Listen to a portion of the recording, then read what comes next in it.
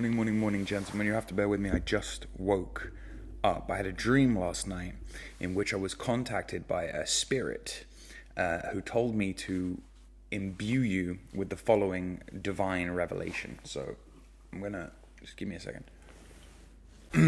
My name is Jordan. If you don't know already, people call me Jord. I am in my early 30s. I'm relatively wealthy. Some people call me rich, but I'm not in the elite, in the 1%. In the the collection of people who seem to own all the assets, if that makes sense. I am what would technically be referred to as middle class, or what used to be referred to as middle class. And I realized, I just got back from Rome recently. And Rome's a weird one because it's so different from London. Like, it's 90% Italian for a start. It's relatively homogenous. There's no fat people. Cigarettes are cheap. Lifestyle is better, food is better. And even though it is plagued by many of the demographic decline, aging population problems that many places are in the West, it's nothing like London. When you get off at Campino Airport and you look around, like, everybody is Roman, everyone is Italian. When you do not have a similar experience when you get off at like Heathrow International Airport. And while they have the demographic problems, they don't really have the economic problems. I guess that's what I'm really getting at. The reason for this is immigration. It's mass immigration. The Italians don't let them in. There's really like the second largest ethnic group in Rome is Romanians as the main sort of immigrant group, and they make up like 10% of the population of the city. They're pretty much the only major ethnic group in the city, apart from a small collection of Chinese people. There are no Muslims because Rome is such a prominent Christian holy site. And there are not many migrants because the economics of Italy don't allow for people to settle there. So there's not a big sign above the door saying like, you know, refugees welcome, come on in, have a job kind of thing. And it made me realize what the game plan is, at least for the West, at least for the West proper, at least for Britain, at least for Australia, at least for the Americas. The game plan is as follows, right? What they want to do, they being the 1% asset controlling elite. Actually, let's go back to go forward. Elite people, truly elite people, do not operate in the realm of money, right? They don't deal in barter and exchange and negotiation the same way that we do. They use money as a over-resource to accumulate either more money or assets. They don't wait on a paycheck, spend that paycheck, and then wait for the next paycheck. Money is illusory to them, in a sense, in that all it is a resource that allows them to buy actual resources. It's a fake resource, a token that allows them to buy actual resources. If rich people have all of the money, rich people will buy all of the houses. Rich people will buy all of the infrastructure, all of the businesses. Rich people will control all of the jobs. Middle class people, even upper middle class people, such as myself, people who traditionally might have been considered wealthy or rich, are being incentivized by the system to not own property. So ideally, what they basically want, what they're trying to move towards, is a kind of techno-feudalism where most people are serfs, Silicon Valley serfs, and a very, very small percent, 1-2% of the population, either works for one of the large financial megacorp subsidiaries, your Vanguards, your State Streets, your BlackRocks, either works for an entity that owns all the assets, or is one of the very few elite asset owners themselves. What they don't want is normal people owning their own home, is normal people owning their own business, is normal people having any means or method by which to generate their own income that isn't reliant on or dependent on the state. You're either in the system for social credit or you're above the system for social credit. What they don't like, what they especially don't like and is inconvenient for them, is anyone in the middle who has enough power and freedom to do their own thing. It makes them very, very hard to control.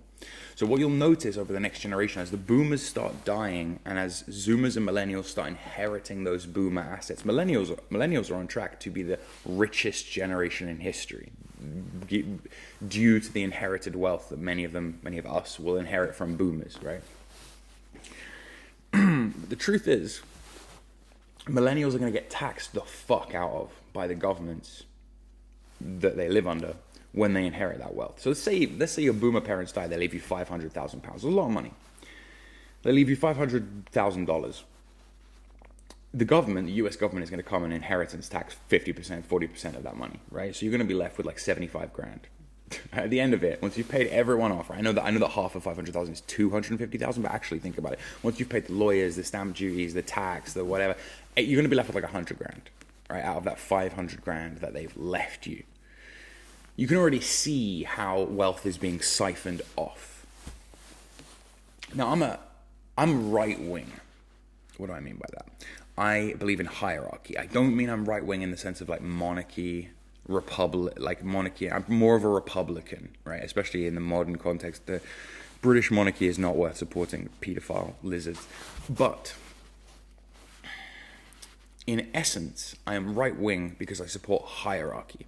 Because I fundamentally believe that some people are better than others in various ways, in various respects. Not in the eyes of God, not under the law, but in an intrinsic way, I believe that some people are stronger, smarter, fitter, more able to survive, and therefore more able to accumulate power, resources, and influence than other people. I think that's fair, and I think that's natural. A lot of people cope about that, but I genuinely just believe that's the way it is. A lot of this comes down to genetics, and even more of it comes down to pure human will, and how badly do you really want it, right? That said, I would be a fucking moron if I defended modern capitalism in its current state. And you hear this from capitalists all the time. It's almost got to the point of like where you hear communists say, oh, real communism has never been tried. You hear from capitalists a lot like, oh, this isn't real capitalism. Real capitalism was like the 1950s. This is like a crony capitalism. This is like a corporate capitalism. To those people, I say, look, you're half right. It's capitalism without the racism, right? In that you can be as laissez-faire and as liberal economically as you like, providing the government is racist and cares about its people over other people. Because if you have a very ruthlessly capitalistic system, but you have closed borders, really truly closed borders, eventually the entire workforce gets employed by these corporations. And when the entire workforce is employed by corporations, corporations have to compete, have to pay more to employ more people in their workforce, right? And they have to compete with each other for labor. So the wages, the prices of the wages go up, okay?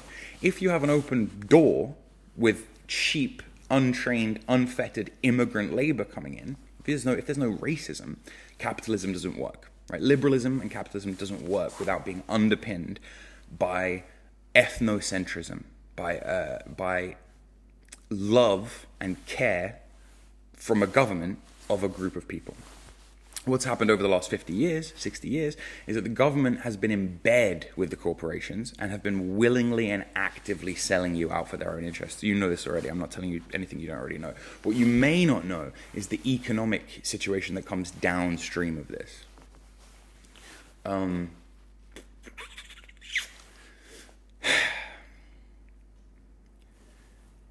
BlackRock, State Street, and Vanguard already own something like 89%, collectively own something like 89% of the US economy. A regular rich person, i.e. upper middle class person with disposable income, it's now got to the point where it's not actually profitable for them to buy a property, to be a landlord, for example, because they are having to compete with these giant corporate landlords. If I buy a house and I want to rent it to someone, to a tenant, I can't compete with BlackRock. I can't offer rent as cheap as BlackRock can because BlackRock owns all the houses. Are you starting to see how that comes together? 50 years ago, Western governments had a lot of wealth. I'm talking about things like roads, things like hospitals, roads, infrastructure, military. We could afford to throw money at problems 50 years ago. We're now broke. And this doesn't matter whether you're in Britain or whether you're in America. I know many of you Americans watching think that Elon Musk and Doge is going to somehow fix the economy. And it is great that he's finding out that like the US military has been sending money to Yemen to try and turn the local shepherd population trans. I think that's amazing that we are uncovering all of this corruption and all of this political fuckery. But make no mistake, Elon's cleaning is minuscule compared to the enormous fucking US debt, the US deficit, which is trillions. Elon is saving you millions, while your government debt, while your national debt is trillions, right? It's never going to fix itself. Economically, it's never going to fix itself. And Elon and Trump will push the idea that if we can just get the government out of the way, if we can just remove the state from economics, then all the money will trickle down from BlackRock and State Street and Vanguard to you and me and everybody else. The economy will start moving again. It's not going to happen. Okay? What we're looking at is techno-feudalism, is at least a century of techno-feudalism followed by us versus machines. I just wanted to put that out there, okay? I'm not denying that I'm wealthy. I'm not denying that I'm rich. I'm just trying to explain to you that I'm not an elite. And as someone from my very limited, like rare viewpoint, I can see actually quite clearly not only what's been happening, but where this is going. So my warning to you is as follows. If you can get on that side of the bottleneck, do it. If you have a way to secure assets to buy a home, do it. The flat position in housing is not 0, it's 1. Because you need a place to live, right? Please understand, the flat position is 1. If you have 0 homes, you're losing. So if you can get across that divide, do it. But let's be real, most people can't. So what do you do? Well, I will have more information prepared shortly on how anyone deals with this. But in the short term, just to acknowledge, no, you're not crazy. It's definitely happening. Don't listen to your boomer parents when they say that you're spending too much money on groceries and avocado toast. It is really fucked for you, like genuinely fucked for you. It's not your fault, but don't let it spiral you out, okay? Because it is my personal belief that massive, major economic, political, and social changes, revolts, revolutions, etc., will stop this impending doom from happening. It just might be like 200 years out from now. Unfortunately, things are going to need to get a lot worse before they get better. Because you can still eat, right? You do still have a roof over your head. That was all. It's an economic rant. Sorry, I was just trying something new here. Let me know what you think about it. I love you guys.